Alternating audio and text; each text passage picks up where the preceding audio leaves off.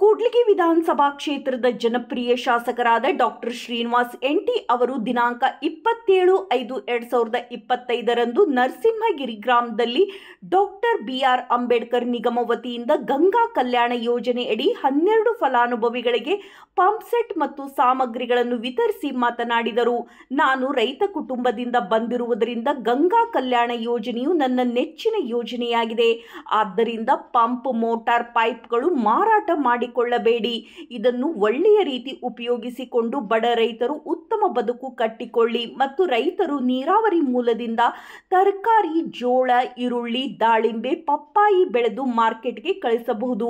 ಇದರಿಂದ ಹಣ ಸಂಪಾದನೆ ಮಾಡಬಹುದು, ಬೆಳೆಯಲಿಕ್ಕೆ ಅನುಕೂಲವಾಗುತ್ತದೆ. ರೈತ ತನ್ನ ಕಾಲಿನ ಮೇಲೆ ನಿಂತು ಜೀವನ ಮಾಡಲಿಕ್ಕೆ ದಾರಿ ದೀಪವಾಗುತ್ತದೆ ಎಂದು ಯಾರಾದರೂ ಹಣ ಕೇಳಿದರೆ ನನ್ನ ಗಮನಕ್ಕೆ ತನ್ನಿ ಎಂದು ಹೇಳಿದರು.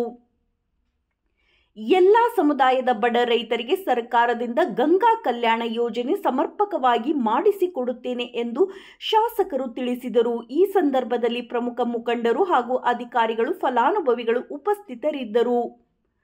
ವರದಿ ಹೊಂಬಾಳೆ ತಿಪ್ಪೇಸ್ವಾಮಿ, ಮೀನಕೆರೆ, BSP ನ್ಯೂಸ್, ಕೂಡ್ಲಿಗಿ.